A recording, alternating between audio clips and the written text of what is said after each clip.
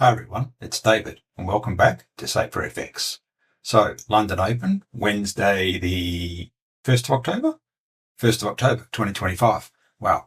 On the screen, US dollar CAD on a daily basis. The reason I'm highlighting it is that CAD's been performing rather well.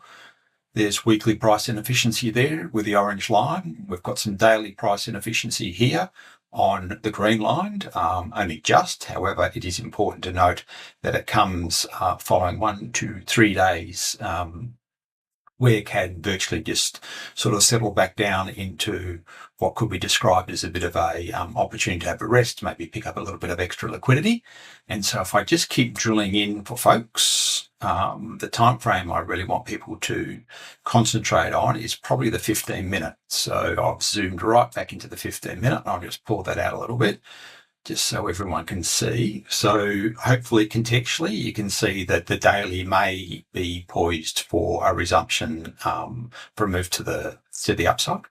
And it's London Open, and as we can see here, or during the Asian session this morning, this is 15-minute, price moved into another box, which is essentially the contraction phase of a market, where basically for what was that, probably about maybe 2 hours, 2 and a bit hours, price more or less just settled around, let's call it 139, 170, there or thereabouts. And then it started to move in a more expansionary phase where price was searching either side of that value line there. And so just watching this quite intently, I started to accumulate positions just as I'm assuming it may actually be start to trend to the upside. So I've just got a couple of positions here now for illustrative purposes on the press account. So if I just move again, this is now the 5-minute, a bit of overlap there. I'll just clean that up. So I typically use green for trend. So when I detect that a market might now be trending rather than simply reacting and picking up liquidity, which it was, I assume, doing during the red. So the red zone's the price expansion zone. The green is what I'm now assuming is a trending zone. So a bit too early to call just yet. In terms of a trend, I'd want to see price break this level, which is about, 139,350, there and thereabouts. So if we get a big white candle or a price simply just move through this level, I'd be happy to say that, it's definitely trending on, say, a 5 and 15-minute basis. So there's a couple around today that are doing this, and I will got one more just to highlight to the crew. And if this content you find, I'll keep a track on this one. We'll see what we can trade out. So in terms of trade duration, I'm probably thinking the end of the New York session.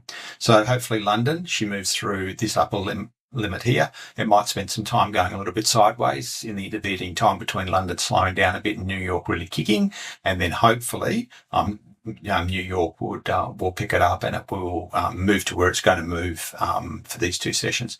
As always, for the keener amongst you, I think I had what was it last night? Was it a euro that it collapsed back down through this black line here, in which case the position's exited. So once price does pass through the top of this red zone, I will move my stop losses to basically break even to zero. So again, if we get a big white candle, if it comes up through this zone here, I wouldn't expect price to come back down and even necessarily re-enter this red zone, and especially not pass back down through the black zone. So if price does, to me, that means this is not ready to go. It's not going to go north, and I would exit the position essentially for a zero or a very, very, very, very small loss.